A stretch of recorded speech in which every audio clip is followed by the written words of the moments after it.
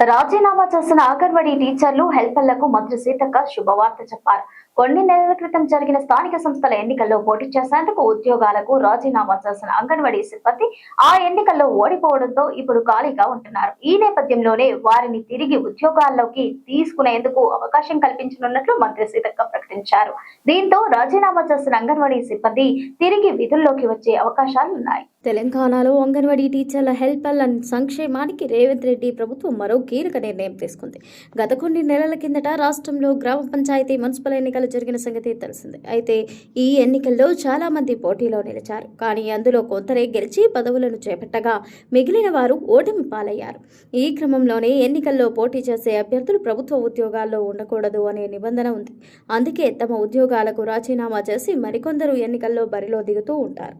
ఎన్నికల్లో ఓడిపోతే అటు పదవితో పాటు ఇటు ప్రభుత్వ ఉద్యోగం కూడా పోతోంది. ఈ క్రమంలోనే స్థానిక సంస్థల ఎన్నికల్లో పోటీ చేసి ఓడిపోయిన అంగన్వాడీ సిబ్బందికి రాష్ట్ర స్త్రీ శిశు సంక్షేమ శాఖ మంత్రి సీతక్క గుడ్ న్యూస్ చెప్పారు.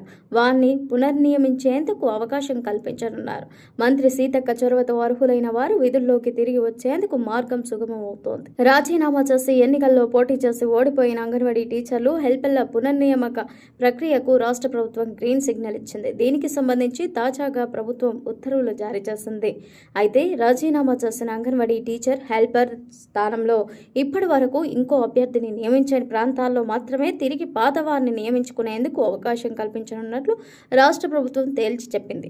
ఈ మేరకు సంక్షేమ శాఖ కార్యదర్శి అనితా రామచంద్రన్ ఉత్తర్వులు వెలువరించారు. ఈ క్రమంలోనే రాష్ట్రంలో అంగన్వాడీ వ్యవస్థను మరింత బలోపేతం చేసేందుకు సిబ్బంది సంక్షేమానికి రేవంత్ రెడ్డి సర్కార్ అధిక ప్రాధాన్యం ఇస్తోందని మంత్రి సీతక్క స్పష్టం చేశారు. అర్హులైన అంగన్వాడీ టీచర్ల హెల్పర్ల నుంచి అభ్యర్థనలతో పాటు రూల్స్ ప్రకారం వెంటనే వాటిని పరిశీలించి వారిని పునర్నియమించనున్నట్లు మంత్రి తెలిపారు.